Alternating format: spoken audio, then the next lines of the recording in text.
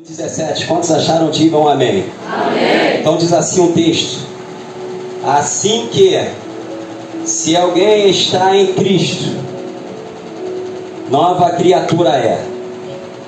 As coisas velhas já passaram, e eis que tudo se fez novo. Vamos repetir aí juntos aí, para você me ajudar nesta noite, nesta mensagem. E aí eu queria que você, com toda a força, fizéssemos aqui como um coral aqui. 1, 2, vamos lá. Assim que se está em Cristo, nova criatura é. As coisas velhas eis que tudo se fez novo. Amém? Vamos orar a Deus agradecendo por esse texto que é dado nessa noite. Senhor, eu te agradeço. É um texto tão nobre da tua palavra. O Senhor está aqui nos convidando, ó Deus querido, para uma fase tão bela, uma fase linda que o Senhor tem proposto e aberto as portas aqui nesta casa. E eu aqui, ó Deus, de todo o coração me adentro a estas portas, ciente, ó Deus, que quem vai garantir até o final é o Senhor. Glória a Deus. Ajude meu irmão, ajude minha irmã. E aqui eu faço um pedido muito especial. Se porventura, ó Deus, lá no inferno, o inimigo e seus agentes já têm tentado reger, ó Deus, uma mente falida, ao contrário daquilo que o Senhor quer colocar em nossa vida, meu Deus, em nome de Jesus, cerque essa igreja nessa noite com muralhas de fogo, meu Deus, e guerreie as nossas guerras nessa noite. E o que viemos buscar aqui nós vamos receber, meu Deus, e nós vamos, pelo poder do teu Espírito Santo, meu Deus, provar daquilo que o Senhor tem para nos dar. Eu te louvo, eu te agradeço, no nome de Jesus. A igreja diga comigo, amém. Deus abençoe, você toma o teu assento.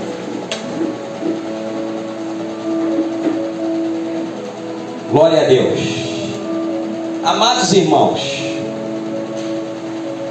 eu começo aqui essa ministração nessa noite entendendo, ou fazendo entender a todos nós, que é bem verdade, já foi falado aqui muito bem pelo nosso pastor, que a verdadeira transformação, ela não é de fora. A verdadeira transformação, ela começa de dentro, no nosso interior. Quando nós aceitamos a Jesus, quando nós levantamos as mãos para servir ao Senhor, a nossa identidade agora está em Cristo. A nossa identidade, a nossa vida, a nossa base agora é o Senhor nosso Deus. É por isso que a Epístola de Gálatas, capítulo 2, versículo 20, vai dizer: agora não vivo mais eu, mas Cristo vive em mim. As coisas velhas se passaram, tudo se fez novo. É bem verdade que os verdadeiros cristãos, eles se tornam transformados porque sofrem mudança. Todo aquele que recebe a Cristo, todo aquele que abre o coração, ele tem uma mudança no seu interior. E é bem verdade que, independente do que éramos no passado, que acontecia lá atrás, independente do que acontecia há um tempo atrás, a nossa vida agora é uma vida transformada diante de Deus. Aquele que bebia, esse não bebe mais. Aquele que roubava, não rouba mais. Aquele que era prostituto, esse não se prostitui mais. Aquele que era mentiroso, esse não mente mais. Porque a nossa base agora é viver em novidade de vida, é viver em transformação de vida. Agora a nossa vida está entregue, sendo guiados por Deus. É por isso que Romanos capítulo 8 vai dizer que nós somos filhos guiados Deus. E todo aquele que é guiado pelo Espírito de Deus, esses são chamados de filho de Deus. Eu queria que você me ajudasse nessa noite aqui e falasse para o seu irmão: você é filho de Deus?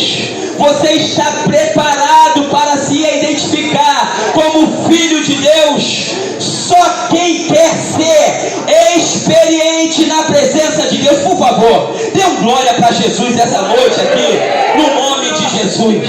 Experiências na presença de Deus. Quando eu olho para a Bíblia Sagrada, eu vejo agora a história de um grande discípulo do Senhor Jesus Cristo, por nome de Pedro. Quem é que não conhece a história de Pedro? Homem que, na verdade, segundo aí a psicologia vai dizer, que era um homem super imperativo em suas decisões. Era um homem que esbanjava a sua inquietação. Segundo a psicologia vai dizer que, na verdade, ali em uma ciência, o homem mais polido que andava ali com Jesus, por incrível que pareça, era Judas Iscariote. Mas agora Pedro com ele, ou era 8 ou era 80. Para vocês terem uma noção, um dia eles estavam numa embarcação, Jesus ele aparece no mar, e vocês conhecem essa história, numa grande tempestade. E agora eles atemorizados nessa embarcação, e agora Jesus ele grita dizendo: sou eu. E eles ainda não acreditando, diz Pedro agora, no meio dos 12: se é o Senhor mesmo, permita que eu vou ter contigo. Jesus ele diz: pode vir. E a Bíblia vai dizer que Pedro, pela primeira vez, o homem na terra, desafia a lei da gravidade, que ele anda sobre as águas. Teve um dia que Jesus, depois de um jantar, ele pega uma bacia com água, quer lavar os pés do discípulo. Pedro ele vai ser o primeiro a dizer: o meu pé o Senhor não vai lavar, não vou permitir que o Senhor lave meus pés. Aí Jesus vai dizer para Pedro o seguinte: Pedro, se eu não lavar os teus pés, você não tem parte comigo. Aí ele já responde dizendo: já que é isso, então não lava somente os meus pés, lava o meu corpo inteiro. Esse é Pedro. Pedro um dia recebe uma palavra de promessa de Jesus Cristo: olha, tu és Pedro, e sobre esta pedra eu edificarei a minha igreja. No mesmo instante que ele recebe a palavra, ele diz para Jesus: não vai para Jerusalém, porque lá o Senhor vai ser preso. Jesus diz para ele: para trás de mim, Satanás. Esse é o Pedro que, quando Jesus ele foi pego pelos soldados, alguém pergunta para ele: tu anda com o mestre? Ele responde: não sou eu. Olha, está parecendo que é você pelas vestes, porque não tem jeito, irmãos. Por mais que nós tentamos esconder, nós temos o jeitinho de Jesus. Vire para o irmão que está ao seu lado aí, vê se ele tem esse jeitinho aí. Possa ser no falar, no sentar, mas tem o jeito de Jesus. Aí falaram para Pedro o seguinte: olha, pelo teu falar, pelo teu jeito, como você senta, você provavelmente andou com Jesus. Ele novamente não conhece Jesus, e então pela terceira vez o galo ele canta. Mas depois, pastor Claudemir, depois de Atos capítulo 2, ele recebe o batismo com o Espírito Santo. E o que eu mais tenho proclamado para esses tempos é um avivamento na nossa geração. E esse avivamento é um avivamento imbuído pelo Espírito Santo. Só vamos conquistar o mundo se nós formos avivados. Nós só vamos ganhar alguém se formos avivados, alegre pelo Espírito. Pedro então recebe o cumprimento da descida do Espírito Santo. Depois ele sai de lá de uma grande pregação, o qual 3.000 almas aceitaram Jesus. Depois mais 5.000 almas aceitaram Jesus. E quando ele sai de lá, vai ao templo, está lá um coxo na porta. Há muito tempo ele estava lá. Ele agora diz: eu não tenho prata, não tenho ouro. Olha que é uma mente transformada, mas o que eu tenho agora, eu te dou em nome de Jesus. Levanta e anda. E agora interrogava a Pedro, em nome de quem? Como você está fazendo isso? E ele começa a dar aqui, irmãos, uma aula de Bíblia no Atos capítulo 4. E agora, quando os principais vê Pedro anunciando toda a palavra, eles se maravilhavam, dizendo: esse homem agora é um homem transformado, porque esse era indonto, esse era sem letras, mas o Senhor tem usado com grande poder. E oh meu Deus, Deus vai fazer a nossa vida prosperar no nome. Você acredita?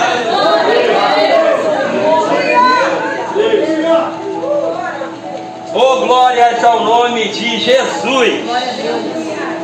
Bendito. Oh, glória a Deus. Glória a Jesus. Transformação de mente. E às vezes as condições da vida não te proporcionam, não te favorecem a ter uma vida transformada. Eu tive lendo o texto de 1 Crônicas, capítulo 4. Irmão, se tem uns textos que, com todo respeito aqui, te faz cansar ao ler, é 1 Crônicas, do primeiro capítulo até o capítulo 9. É complicado ler esse texto. Alguém vai dizer, se o pastor está dizendo que é complicado, para mim nem se fala. Eu vou te falar o porquê. Porque do capítulo 1 ao capítulo 9, está falando somente de genealogia. E vocês sabem que nome na Bíblia Sagrada tem um mais complicado do que o outro. E aí, como é que é a genealogia? É simples. Então, fulano nasce, gera ciclano, que gera Beltrano, e Beltrano viveu 30 anos. E assim vai repetindo, não é assim? Isso vai lendo. Para quem tem insônia, isso aqui é bom. E aí tu vai lendo, isso aqui é como uma marreta na tua cabeça, que aí vai te dando sono. Do primeiro capítulo ao capítulo 9. E fulano gerou ciclano. E ciclano gerou a Beltrano. E a família de Beltrano foi ciclano. E ciclano morreu com tantos anos. Aí depois repete de novo. E fulano gerou ciclano. E aí fica nisso. Do primeiro capítulo ao capítulo 9. Só que 1 Crônicas do capítulo 4, versículo 9 e 10, são versículos aqui importantes. Porque o cronista aqui, é o escriba que ele está aqui fazendo e escrevendo a genealogia, ele segue aqui um padrão. Se é genealogia, ele vai dizer a história do pai, vai falar do filho, quem nasceu, quem morreu, e assim vai se seguindo essa sequência. Quando chega ao versículo 9, o versículo 10, já que a palavra de Deus, ela é toda inspirada por ele, aí quando chega no versículo 9 e 10, Deus ele muda o curso aqui da genealogia. Já não é mais genealogia. Do 9 e 10, Deus acha por bem encaixar no meio da genealogia a história de um homem, por nome Jabes. E sabe qual é interessante aqui?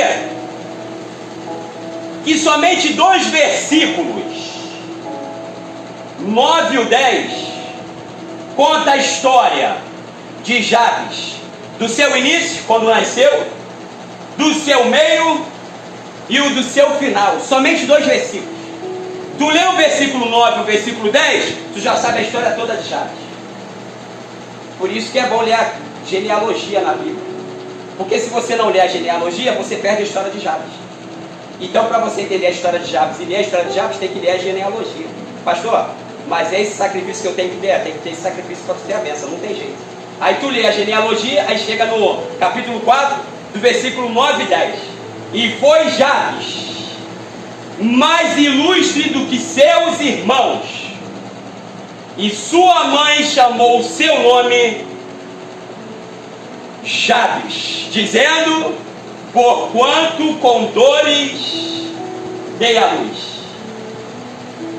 Aí no versículo 10 é interessante aqui, porque Jabes invocou o nome de Deus, de Israel, dizendo: se o Senhor me abençoares muitíssimo, e se meus termos amplificarem, e se a tua mão for comigo, e fizeres que do mal eu não seja aflito, aí termina dizendo: e Deus concedeu o pedido que lhe tinha pedido. Quando eu olho para esse texto aqui, eu olho e enxergo aqui algo muito valoroso de transformação. Vocês sabem que na Bíblia Sagrada, pelo menos por 3 motivos eram colocado o nome de alguém. O primeiro motivo poderia ser o espiritual, o segundo motivo tradicional, e o terceiro motivo circunstancial. O motivo espiritual vocês sabem muito bem. Por exemplo, o nome Josué. Josué significa o quê? O Senhor é a minha salvação. Jesus, minha salvação. Ezequiel, Deus me fortalece. Isso eram nomes colocados para exaltação do nome do Senhor. Isaías, salvação do Senhor. Isso eram colocados nomes espirituais. Agora tinha nomes também tradicionais. Por exemplo, quando no Evangelho de Lucas, Zacarias, pai de João Batista, ele foi levar seu filho para ser circuncidado. Aí os parentes chamavam já o menino de Zacarias. A Isabel, ela deu um grito dizendo: não, o nome dele não é Zacarias, o nome dele vai ser João. Aí os parentes acenam para Zacarias porque ele está mudo, e ele pede uma taubinha para escrever. Aí agora Zacarias vai escrever dizendo: o nome dele será chamado João, porque a família entende dizendo: não tem ninguém entre a parentela que tem o nome João. E por que a família vai botar o nome de João? Isso é uma questão tradicional. Agora, o terceiro aspecto, e aqui eu explico, é o aspecto circunstancial. Por exemplo, Moisés é aquele que foi tirado das águas. Jacó, quando viram Jacó, nasceu agarrado ao calcanhar do seu irmão, suplantador. E assim eram colocados nomes mediante as circunstâncias. Por exemplo, agora o nome Isaac, poxa, aquele que me faz rir, aquele que me deu risos. E assim eram as circunstâncias que aconteciam. No caso de Jabes, foi também uma questão circunstancial. Qual foi? Com dores eu dei a luz. E aqui tem um karma agora no ombro de Jabes, porque ele é conhecido como o menino e o jovem que com dor foi dado à luz. Aí ele poderia perguntar: mas eu fiz a minha mãe sofrer? Sim, senhor, por isso que é teu nome. Quer dizer que a minha mãe chorou e eu criei algum trauma dela? Sim, senhor, por isso que é dado o teu nome. Com dor dei a luz. Sabemos muito bem que Jabes ele poderia mudar o seu nome. Como? Porque na língua hebraica, se você acrescentar uma letra ou diminuir uma letra, já muda tudo. Jabes ele não acrescentou e nem tirou, mas ele em sua mente dizia o seguinte: mesmo com o meu nome, que parece ser um karma, mas a minha história, ela vai ser diferente. Glória a Deus. Alguém pode me chamar do filho da dor, esse é o meu nome, mas quando conhecer a minha história, vai dizer assim para mim: o nome dele não tem nada a ver com a história. É verdade. A história não tem nada a ver com o nome dele. Eu quero aqui, em nome de Jesus, lançar uma palavra profética para a tua vida. Eu não sei qual é a tua história familiar, o currículo familiar. Meu pai era ébrio, meu pai era um cachaceiro, meu pai era um prostituto, a minha mãe não conseguia nada, minha mãe casava, separava. Olha, a minha família veio uma família difícil. Eu quero aqui essa noite, no nome de Jesus, dizer que se tinha algum karma no teu ombro hoje, tem um ponto final. Acabou aqui hoje, parou por aqui hoje. a história vai... Opa, mas logo ele, logo ela... Não, é isso aqui. O meu nome é desse jeito, a minha história é desse... a minha tradição é desse jeito. Mas a minha história é uma outra história, porque Deus, Ele me separou. Deus, Ele me escolheu para viver em novidade, em transformação de vida. A minha história vai ser uma história diferente para a glória de Deus. Agora, sabe qual é interessante? Que Jabes, ele não foi só o ilustre da família. Aí está escrito o texto aí. Ele foi o mais ilustre do que seus irmãos. Glória a Jesus. Rapaz, mas logo o Zé da esquina ali, é isso mesmo. Rapaz, mas logo ele que eu não dava nada por... É ele mesmo. Rapaz, mas ela era tão humildezinha, tão pobre. É ela mesmo que Deus separou. Rapaz, mas ele nem letra, nem conhecimento de letra tinha. Mas é ele que Deus separou. E cá para nós aqui, irmãos, quando Deus ele nos separa, quando Deus carimba, quando Deus autentica, Ele garante a vitória. E se Ele permitiu nos estar aqui essa noite, não tema, ó meu filho, Deus é contigo para te abençoar e te dar vitória. Esse é o nosso Deus, irmão. Ele é poderoso. E o que Ele quer fazer por demais é transformar a nossa mente. Aqui a gente já vai encerrar. Quem é que lembra aqui daquele endemoniado de Gadareno? E essa história aqui é fantástica. É o camarada, é o jovem que está vivo. Ele está vivo, mas estava morando aonde? Oi? Não escutei aonde? No cemitério. Então ele é um vivo morando no lugar errado. Glória a Deus. Está com o endereço errado. Então o que Jesus Cristo vai fazer? Vamos mudar esse chip dele. Vamos transformar ele. Vamos inverter essa direção dele aí. Está vivo no lugar errado? Não. Chegou Jesus para dizer para ele, olha, tu está vivendo no lugar errado. Não é lugar sepulcro que tu tem que dormir. Não é no meio dos mortos que tu tem que viver, porque você está vivo. E eu te trago à tona aqui essa noite a dizer, você pode estar vivendo num mundo muito caído e morto. Num mundo complicado, mas você está vivo. Deus está te sustentando de pé.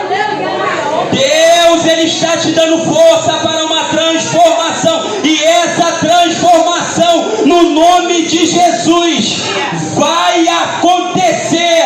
Alguém vai olhar para você e vai dizer, olha, você depois disso já não é mais a mesma pessoa. Olha, o que eu falar, alguma coisa você fez, você já não é mais a mesma pessoa. Você vai dizer e responder, eu passei pela metanoia, eu passei pela transformação do Espírito. Oh, meu Deus!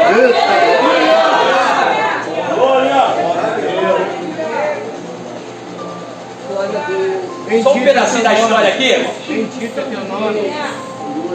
Só para os irmãos terem uma noção. O Espírito de Deus. No tempo lá de 1970, O Espírito de Deus. ainda não tinha chegado o avivamento lá na Rua Azul, lá em Los Angeles. E agora um grande pastor, depois se vocês quiserem ver no Google aí, o nome de William Seymour. As pessoas olhavam para ele, não dava nada por ele, porque primeiro, o homem era negro.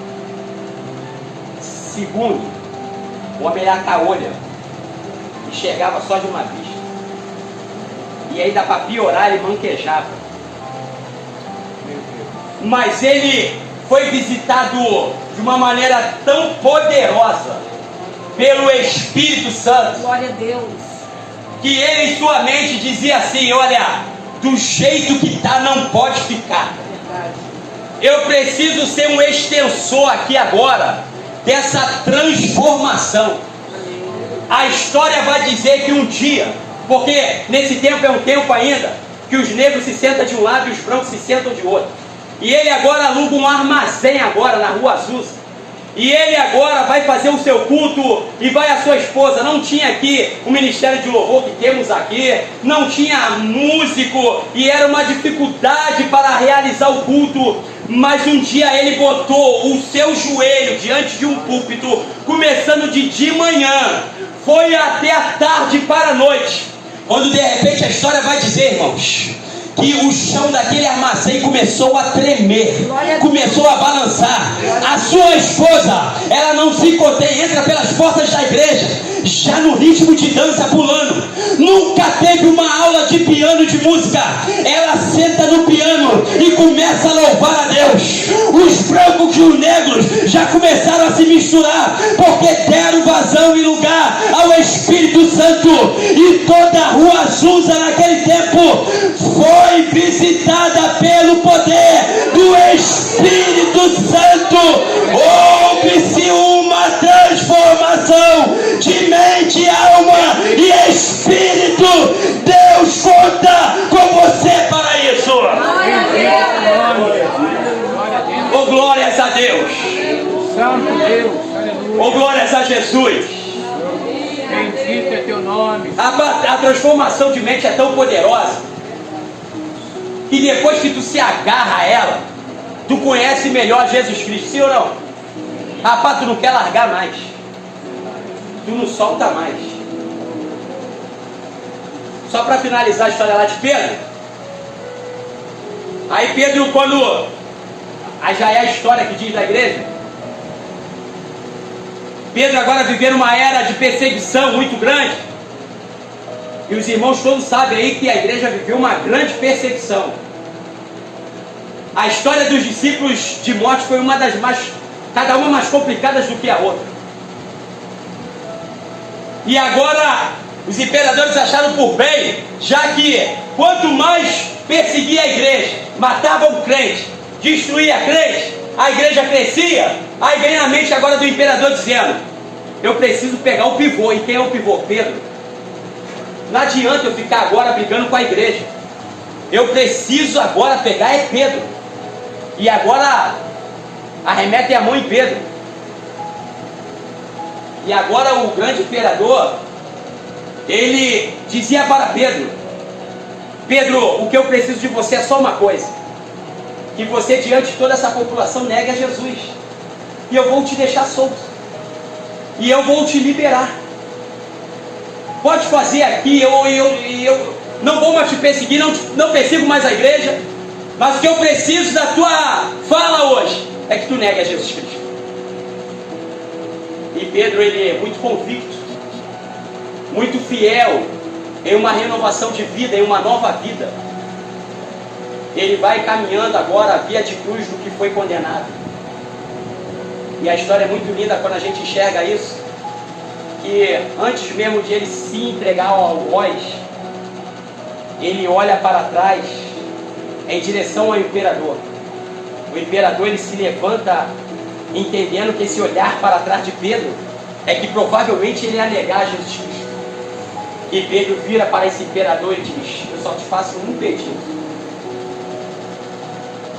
eu não posso ser crucificado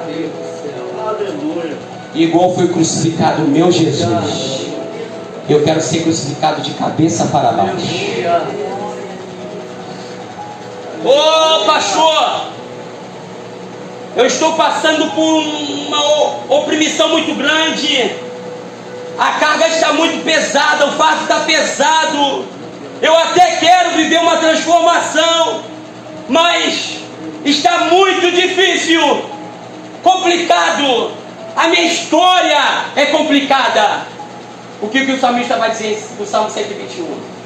Eleve os meus olhos para o Senhor. Glória a Deus. De onde me virá o socorro? Meu socorro vem do Senhor que fez os céus e a terra. Não deixará vacilar o teu pé, nem tosquenejará. Não tosquenejará nem dormirá o guarda de Israel. É o Senhor que te guarda. O Senhor é a tua sombra, o Senhor é a tua direita. O sol não te molestará de dia, nem a lua de noite. Se fosse você, recebia isso aqui. O Senhor te guardará de todo mal. O Senhor guardará a tua entrada, a tua saída, desde agora para todo sempre. E eu acrescento dizendo: temer por quê?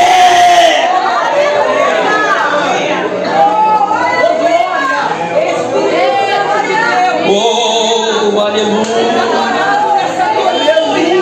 Júlia, canto, levarai.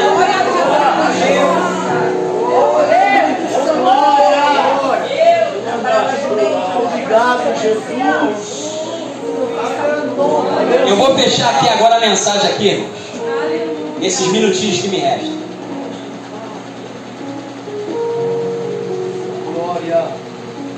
Vire para o irmão que está ao seu lado e fala assim: ó, vamos encarar esse desafio então. E qual é o desafio? Transformação de mente. Glória a Deus. Glória a Deus. Vai ser o desafio, hein? Porque você vai ter que andar na contramão. Então está aí o grande desafio da transformação de mente. Mas é um desafio com algumas respostas para nós. E a resposta quem vai dar é o nosso Senhor Jesus. Nós vamos viver uma vida tão transformada, tão renovada, que nós vamos andar agora nesse mundo, mas entendendo que nós não somos mais desse mundo.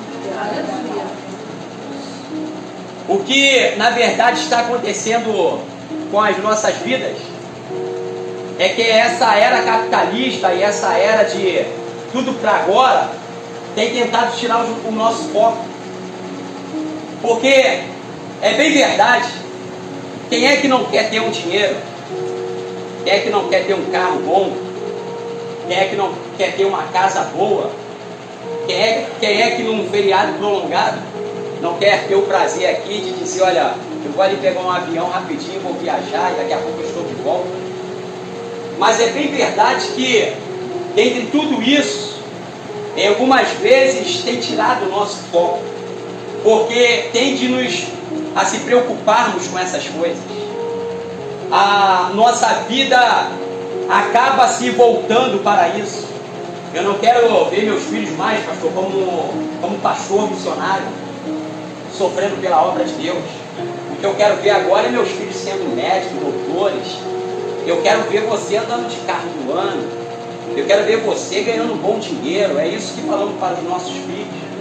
Ninguém prepara filho para ser missionário. Eu vou ver você lá nas fronteiras. Vou ver você fazendo a obra de Deus.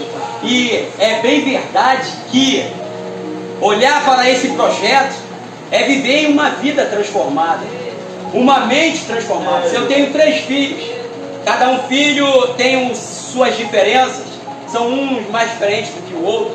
Um almeja um concurso, a outra está no direito, o outro estuda para direito. Mas eu sempre digo para eles o seguinte: o que Deus ele já tem aqui separado e projetado para vocês, essa história não pode ser mudada. Nós não temos como mudar. Assim como a família do pastor aqui, eles estão aqui investindo na obra de Deus. E às vezes é bem verdade, pastor, que queremos comer uma pizza, queremos passear, mas a obra de Deus fala mais alto em nossos ouvidos. Assim também os nossos filhos sendo preparados para a obra de Deus. Se amanhã um dos meus filhos acharem por bem dizendo: pai, eu aqui encerro a minha carreira daquilo que eu tinha projetado, e agora eu vou estar indo para a obra de Deus, eu quero estar na obra de Deus, eu só vou dizer para ele: você está preparado? Porque vai ter momentos difíceis, você de repente não vai ter aquele carro que você queria ter, aquela casa tão sonhada. Isso também não vai acontecer. Se ele me responder dizendo: eu quero fazer a vontade de Deus, eu abençoo ele e digo: tu está abençoado no nome de Jesus. Porque há uma verdade a dizer para todos nós: a mente transformada Aqueles que são transformados, os olhos e os nossos olhos não estão limitados somente no que vai acontecer ou o que está acontecendo ao nosso redor. É bem verdade que com a nossa mente transformada, nós andamos e caminhamos na presença do Senhor, porque nós temos esperanças para algo maior do que está acontecendo aqui nessa terra. Se você acha que o ouro é o metal mais precioso dessa terra e valioso, existe algo que é mais valioso do que o ouro. Existe algo que é mais valioso do que a prata.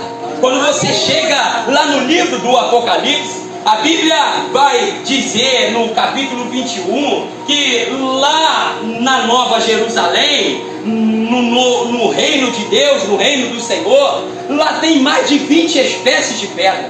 Quando eu li esse texto aqui do capítulo 20, do capítulo 21 e do capítulo 22, eu entendi muito bem que por mais que Deus ele coloca pedras que para nós é conhecida como pedra de jaspe, como pedra que aqui já ouvimos falar por demais, eu entendi o Senhor. É claro que Deus ele vai usar de palavras que entendemos para entendermos o que ele está querendo dizer. Mas quando nós chegarmos lá no céu, é claro e é óbvio que lá não vai ter ouro, porque ouro é banal, ouro é comum. Ouro nós vemos aqui, por mais complicado que seja a nossa vida financeira, mas você já viu um ouro, você já teve o ouro, ou sabe alguém que porta o ouro. Quando chegarmos lá no céu, Deus ele vai apresentar algo mais poderoso do que isso, mais valioso do que isso. E cá para nós aqui, irmãos, é bem verdade que quando chegarmos aqui, lá no reino dos céus, a Bíblia vai falar, e aqui eu termino dizendo, em Apocalipse capítulo 21, que agora o nosso irmão João, aquele apóstolo de Jesus Cristo, ele vai nos dar uma esperança poderosa. Homem que chegou ao céu e o próprio Deus disse: olha, escreve tudo isso aí e passa para o meu povo, passa para a minha igreja, porque a esperança deles não pode ser perdida e nem ofuscada. E agora de repente João ele vê um novo céu, ele vê uma nova terra, e a Bíblia vai dizer que ele mesmo vai dizer: as primeiras coisas já foram passadas, tudo já passou, o mal não existe, e agora eu estou vendo a cidade santa, eu estou vendo a nova Jerusalém, eu estou vendo agora a Jerusalém que está descendo adornada, e agora a igreja que está se preparando como uma esposa para o seu marido. E quando de repente João ele vai dizer: olha, eu estou ouvindo agora uma grande voz no céu que dizia para mim: eles serão meu povo e eu serei com eles, eu estarei com eles. E o que mais, João, você está vendo? Ele está enxergando Deus agora com um grande lenço dizendo: e eu, o Senhor, vou limpar dos seus olhos toda lágrima. Lá não haverá mais morte, não haverá pranto, não haverá clamor, não haverá dor, porque Deus está sentado sobre o trono. Eis que eu faço nova todas as coisas. Escreve, João, anota, João, porque eu tenho que anotar, porque essas coisas, essas palavras são verdadeiras e fiel. João vai dar uma assinatura depois de ele anotar tudo isso. Quem é que está dizendo? Aí Jesus vai dizer: eu sou o Alfa, eu sou o Ômega, eu sou o princípio, eu sou o fim. Esse é o meu Deus.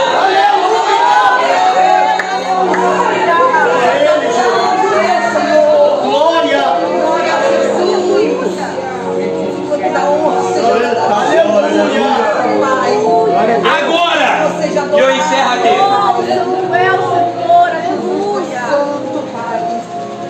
Para poder provarmos disso aqui, não pode faltar em nós sede de transformação. Amém. Porque João vai escrever dizendo: a quem quer que tiver sede, de graça, glória a Deus, lhe darei da fonte, Glória a Deus. da água da vida. Glória a Deus. E quem vencer herdará todas essas coisas. E eu serei o seu Deus, e ele será o meu filho. Amém. Glória a Deus. Que Deus, no nome de Jesus, possa te acrescentar. É um esforço maravilhoso nessa caminhada. Ô Espírito de Deus. E que você possa provar daquilo que Deus ele tem preparado para a sua vida. E em meio a toda a experiência que vamos vivenciar dessa transformação, Deus está levantando nesta igreja, eu creio, que essa campanha, esse propósito, esse tema não foi colocado à toa pelo nosso pastor. Eu sei que Deus ele está levantando agora um povo diferenciado, um povo que não vai se conformar, mas todos os dias vai estar dizendo: eu quero ser transformado.